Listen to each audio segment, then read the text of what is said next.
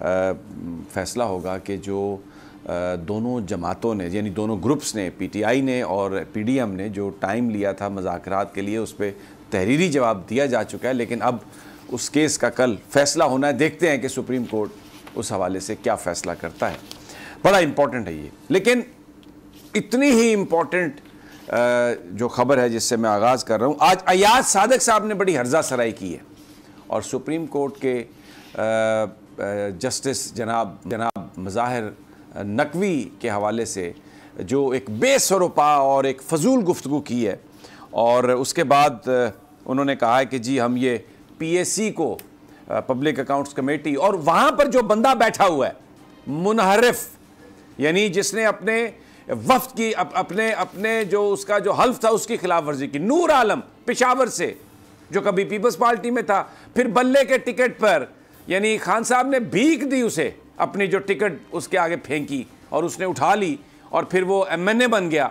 फिर उसके बाद जब सौदे हुए ज़मीरों के तो वो भी उसी ग्रुप में शामिल था। वो क्लेम यही करता है कि मैंने बड़ा असूली कोई सौदा किया। असूल तो तब होता अगर वो इस्तीफ़ा देता और फिर इलेक्शन लड़के आता, लेकिन वो लौटता पोटता उधर ही चला गया और उसको भेजने का जनाब आज अयाज सादक साहब ने ऐलान किया और बेबुनियाद इल्ज़ाम लगाए जस्टिस मुज़ाहिर नकवी पर, बेबुनियाद इल्ज़ाम लगाए और प्रॉपर्टीज़ उनके जी बच्चों की, उनकी फैमिली की। हालांकि काजी फायज़ ईसा केस में तय कर किया जा चुका है सारे पैरामीटर्स कि किस तरह किसी जज के बारे में इंफॉर्मेशन ली जा सकती है और उनके जो बीवी बच्चे हैं वो, उनकी जो जायदादें हैं उसको आप ज़ेर बहस उनको नहीं ला सकते। पूरा एक वो जो एक बड़ा एक जो डिसीजन है, मुझे उस पर और उसकी सारी प्रोसीडिंग्स पर बहुत एतराज़ात हैं। मैं अभी उनका जिक्र नहीं करना चाहता। पूरे मेरी तो कोई हैसियत नहीं है, वकला को हैं कि जिस तरीके से वो सारा काम हुआ, लेकिन कुछ पैरामीटर्स तय कर दिए गए थे। आज अयाज सादक ने लाइन क्रॉस की है।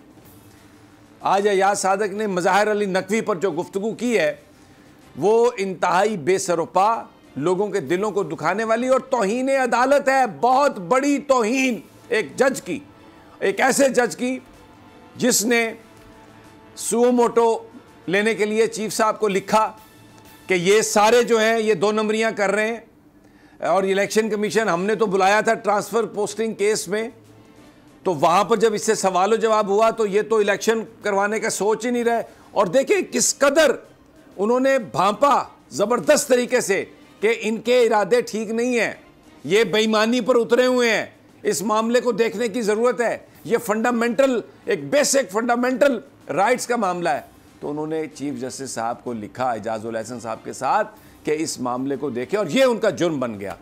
तब से लेके कोई मरियम नवाज़ हो, कोई नवाज शरीफ हो, कोई शहबाज शरीफ हो, कोई ख्वाजा साद रफ़ीक हो, कोई, और आज तो अयाज सादक जो समझा जाता है कि